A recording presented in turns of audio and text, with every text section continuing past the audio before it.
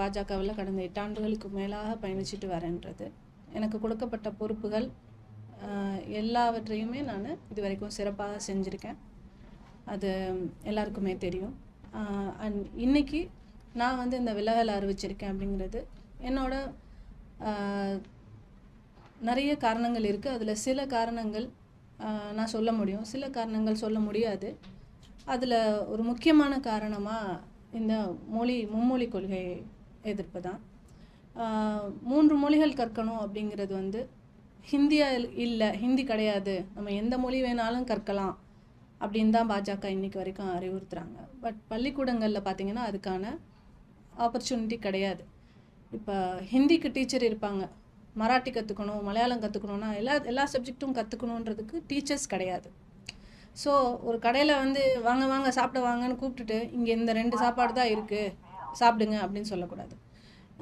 உள்ளே போய் உட்கார்ந்ததுக்கப்புறமா இருக்கிறத சாப்பிட்டுட்டு வருவோம்ல, அந்த மாதிரி ஒரு நிலமை வந்து கல்வியில் இருக்கக்கூடாதுன்னு நினைக்கிறேன். நம்ம பசிக்கு சாப்பிட்ற மாதிரி கிடையாது இது.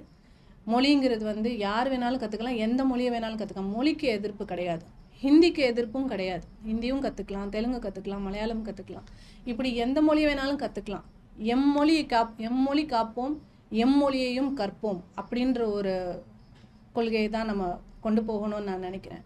ஏன்னா ஒரு மொழியை வந்து நம்ம கொண்டு வரணும். இன்றைக்கி வந்து ஆதிக்கம் பார்த்திங்கன்னு சொன்னால் ஹிந்திக்காரங்க நம்ம நாட்டில் வேலை பார்க்குறவங்க அதிகமாயிட்டாங்க.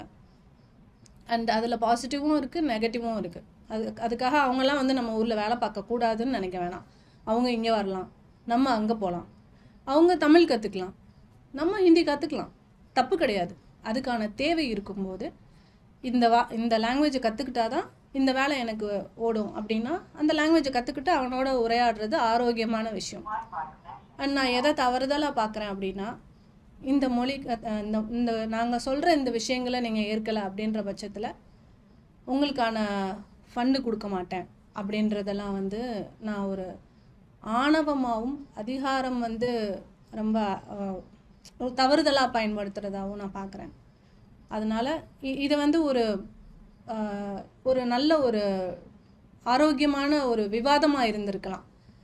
நாங்கள் இப்படி நினைக்கிறோம், நீங்கள் என்ன நினைக்கிறீங்கன்னு மத்திய அரசாங்கமும் மாநில அரசாங்கமும் ஒரு நல்ல ஆரோக்கியமான விவாதமாக இருந்து அதை நடத்துறது தான் வந்து நம்ம நாட்டுக்கு நல்லது, நம்ம எதிர்கால சந்ததிகள், நம்ம குழந்தைகளோட எதிர்காலத்துக்கு நல்லதுன்னு நினைக்கிறேன். ஆரோக்கியமான விவாதத்துக்கே இடம் இல்லை. நான் சொல்கிறத தான் நீங்கள் செய்யணும், நான் சொல்கிறத நீங்கள் செய்யலைன்னா இதை கட் பண்ணிடுவேன், அதை கட் பண்ணிடுவேன்னு சொல்கிறது எனக்கு உடன்பாடு இல்லை.